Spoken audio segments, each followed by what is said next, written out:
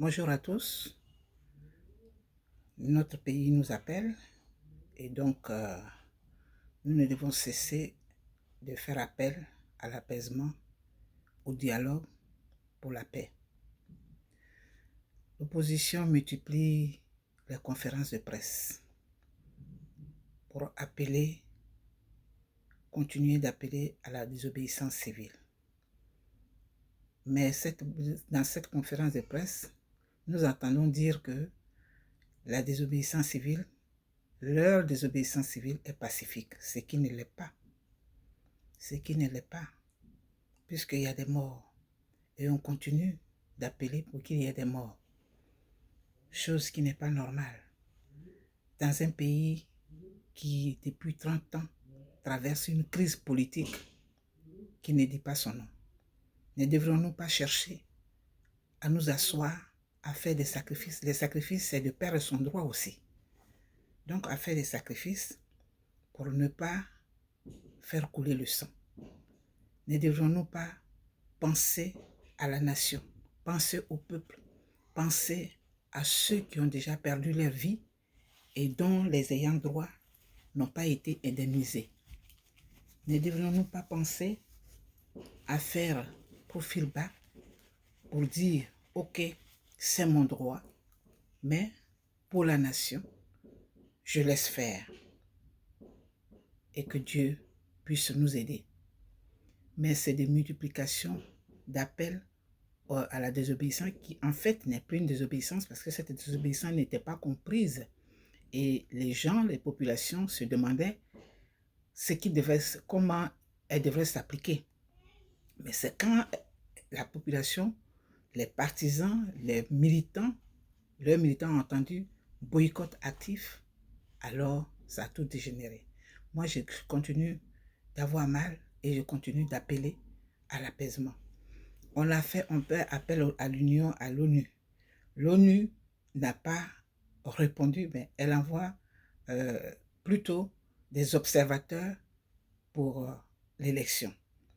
Mais ça veut tout dire. Ça veut dire que les revendications, sinon le courrier qui leur a été adressé, n'a pas eu une suite attendue. La suite logique, selon l'ONU, c'est d'aller aux élections. Et donc, l'ONU envoie tout simplement des observateurs pour assister comme d'habitude. Voyez-vous, c'est ça qui est désolant. Et c'est ça qui n'est pas bien dans notre pays. Comment voulez-vous qu'on sorte de cette crise qui perdure depuis plus de 30 ans? Des crises ethniques, des crises électorales, des crises de tout genre. Jamais de crise de projet de société. Jamais de crise pour la population.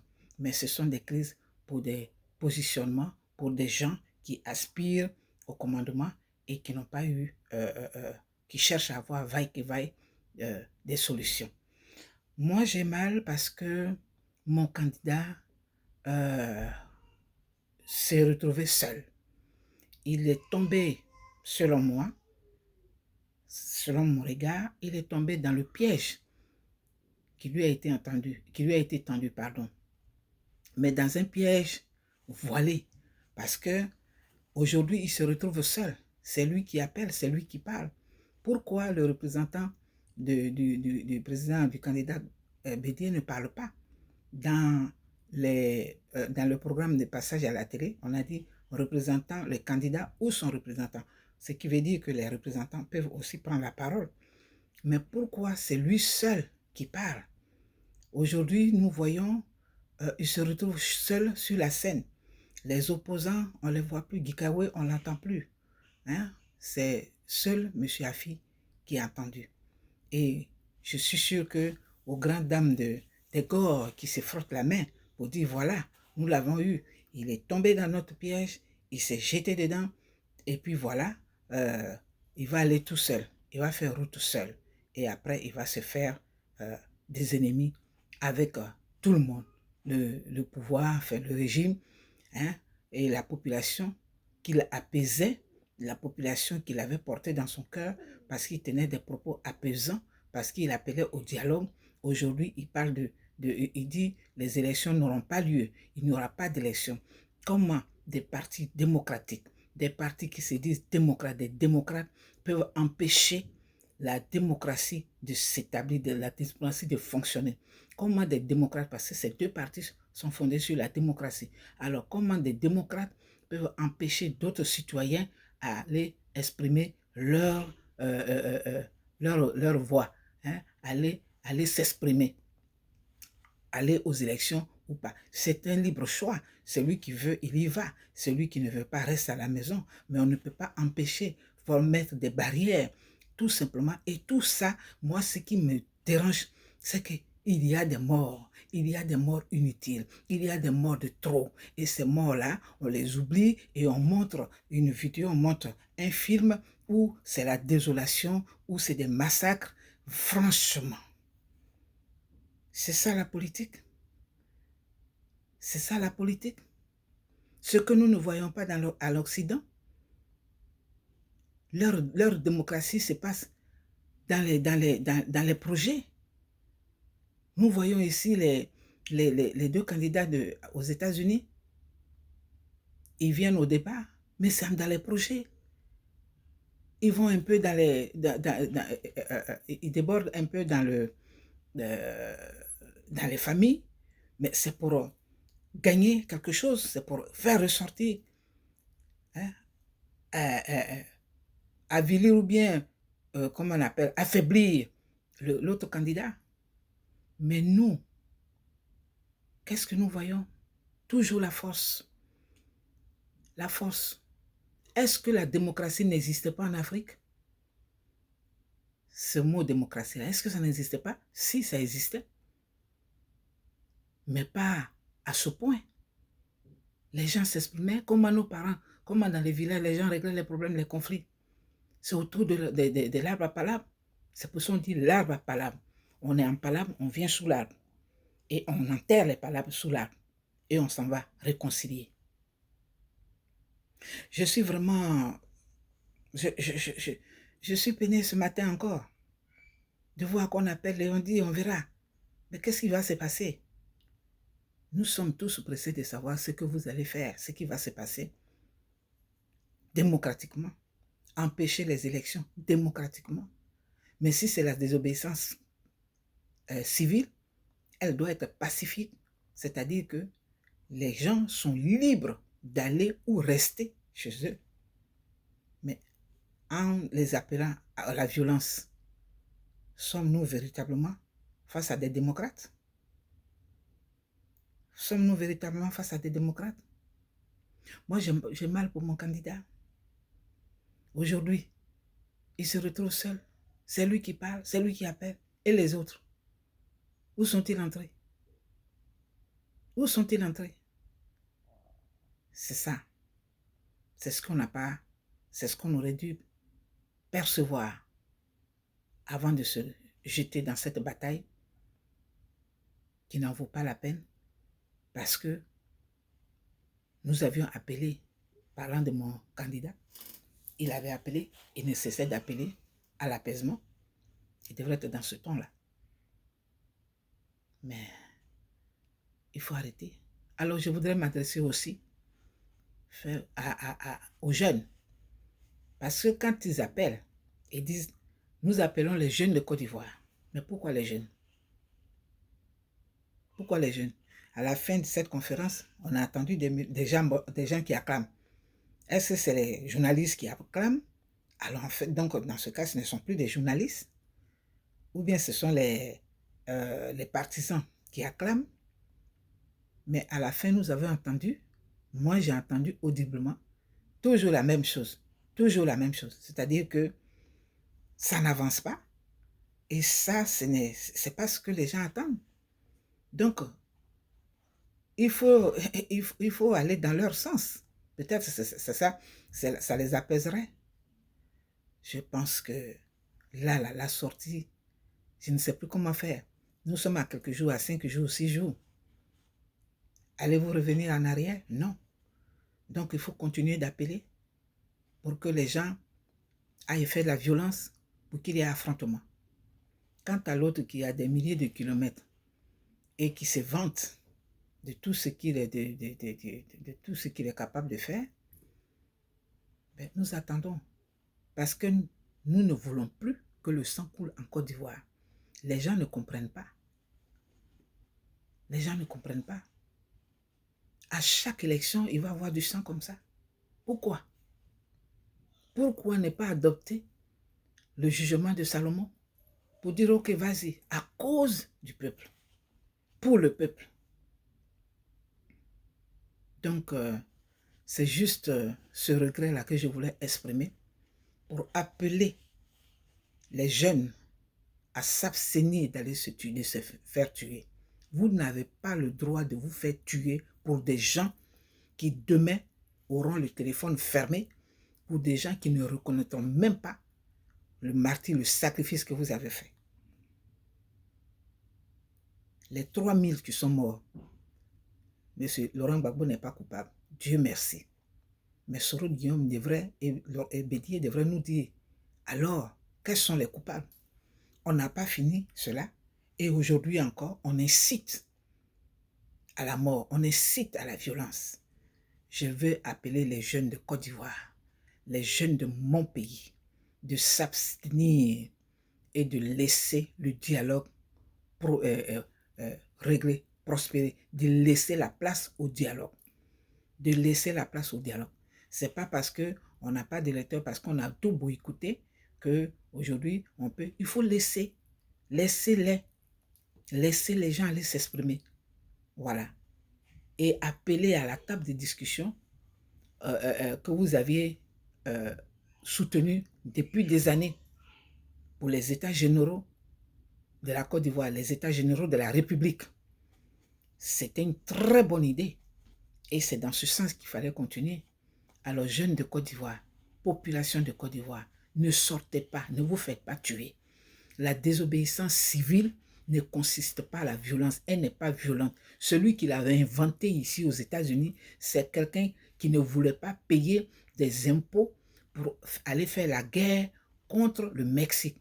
Les États-Unis avaient établi les impôts, le paiement des impôts, c'est-à-dire récolter l'argent pour aller faire la guerre au Mexique. Et ce monsieur-là, il a refusé et dit, lui, il ne va pas respecter cette loi-là. C'est ça qui est la désobéissance civile. Refuser de respecter, d'appliquer une loi. Mais ce n'est pas d'aller faire la guerre, puisque c'était contre la guerre qu'il s'est refusé d'obéir à la loi. Donc, la désobéissance civile n'est pas violente, elle n'est pas meurtrière. S'il vous plaît, jeunes de Côte d'Ivoire, population de Côte d'Ivoire, comprenez ça. Comprenez ça et ne vous faites pas tuer pour rien. Ne vous faites pas massacrer, ne vous faites pas taillader pour rien. Parce que ça, c'est pour rien. On dit qu'il faut libérer le pays, mais le pays peut se libérer autrement. C'est des partis démocratiques qui sont là.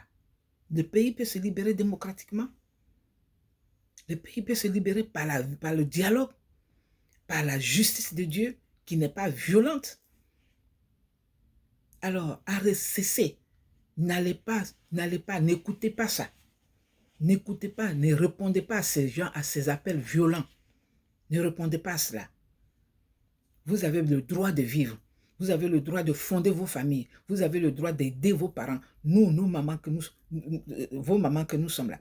Vous avez le droit de nous soutenir dans notre vieillesse. On est dans notre vieillesse. Vous avez le droit de nous soutenir. On a besoin de vous voir. On a besoin de petits-enfants. On a besoin d'arrière-petits-enfants.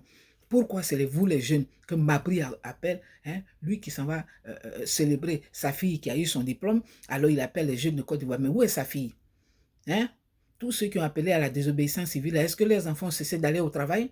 Ils ont cessé d'être les conseillers? Ils ont renoncé au poste de la société des palaces de Cocody? Hein? Leur belle famille, tous ces membres, tous ces gens qui ont été nommés par-ci, par-là, ont-ils renoncé à leur positionnement? Ont-ils renoncé à leur nomination? Ont-ils rendu démission? Non. Non. Ils sont toujours en poste. Alors, ce n'est pas parce que vous n'avez pas de travail qu'on va vous utiliser. Ce n'est pas parce que vous n'avez pas, vous êtes au chômage ou bien c'est pas quoi qu'on va vous utiliser. Pourquoi? Pourquoi? Eux-mêmes, ils n'ont qu'à aller. Ils n'ont qu'à donner le ton. Ils n'ont qu'à être devant. Ils n'ont qu'à être devant. Mais on ne peut pas se mettre entre, se barricader entre quatre murs pour dire que les gens sortez, sortez. Pourquoi? Moi, je vous demande, je suis entre mes quatre murs, mais je vous demande de ne pas sortir. Je vous demande de préserver vos vies. Parce que cette histoire-là, cette crise-là, ça peut se régler. Ça finira un jour. Un jour ou l'autre, ça finira. Parce que le véritable démocrate de notre pays s'appelle Laurent Gbagbo. Et il va venir. Il va rentrer. Et il va régler ce problème. C'est ce qu'il a dit. Il dit, moi, c'est la Côte d'Ivoire et les Ivoiriens qui m'intéressent. Je ne suis candidat à rien. On veut l'obliger. On nous fait croire, il y a eu des oui, il était consentant, mais c'est déjà même un désaveu qu'on entend quelqu'un pour qui on se dit, non, non, moi je ne veux pas. Et on vient encore justifier. Vous voulez maintenant discuter sa décision? Il dit, c'est pas ça qui l'intéresse. Jeune de Côte d'Ivoire, cette crise-là passera. Elle passera.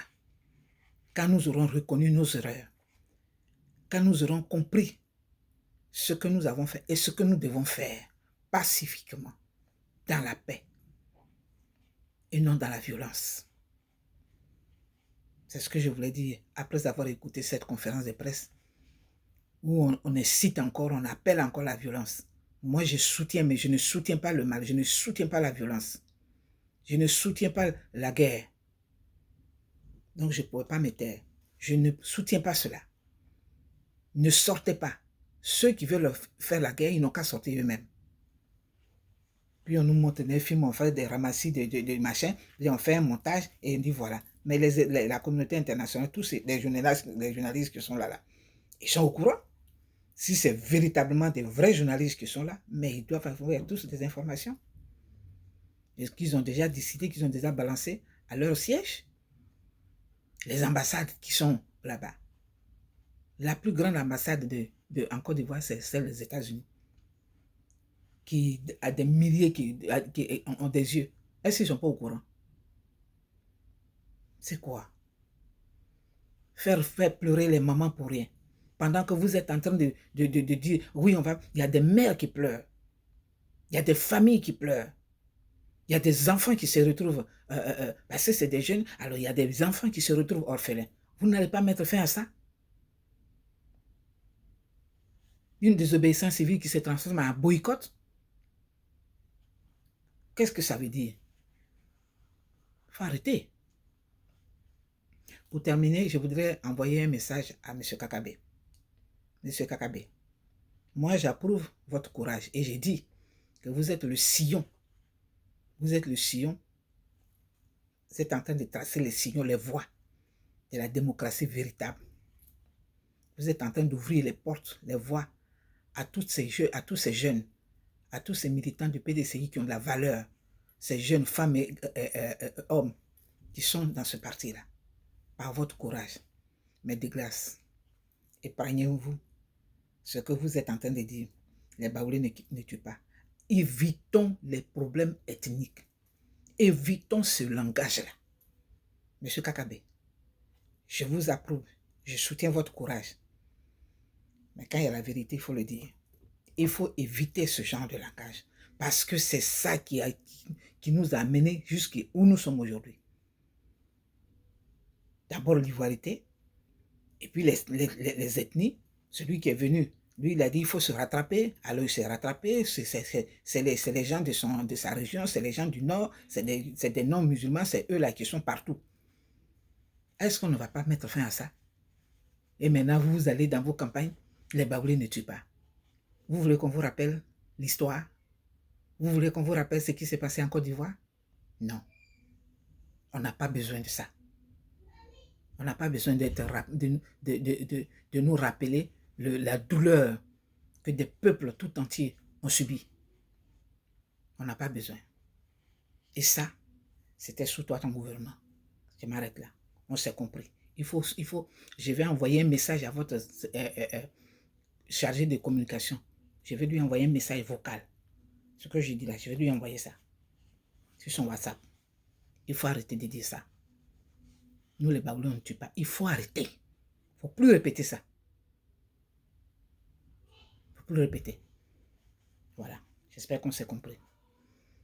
j'encourage, je vous encourage, je soutiens votre courage. Mais ne nous prenez pas pour des bêtes. Non. Voilà. Alors, jeunes de Côte d'Ivoire, restez chez vous. Si vous ne voulez pas voter, le boycott, la désobéissance civile, elle est pacifique.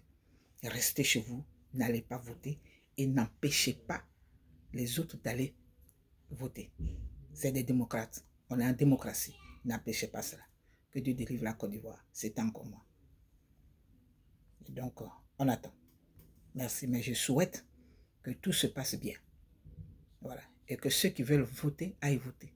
Moi, on m'a pas mis, je n'ai pas été inscrit sur la liste, mais le ciel ne va pas tomber pour ça. Je l'ai exprimé, je l'ai déploré.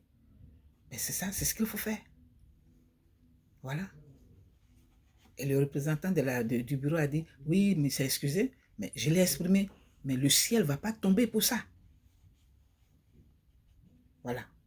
Que Dieu nous aide et que nous soyons véritablement des vrais démocrates pour la nation et non pour soi-même.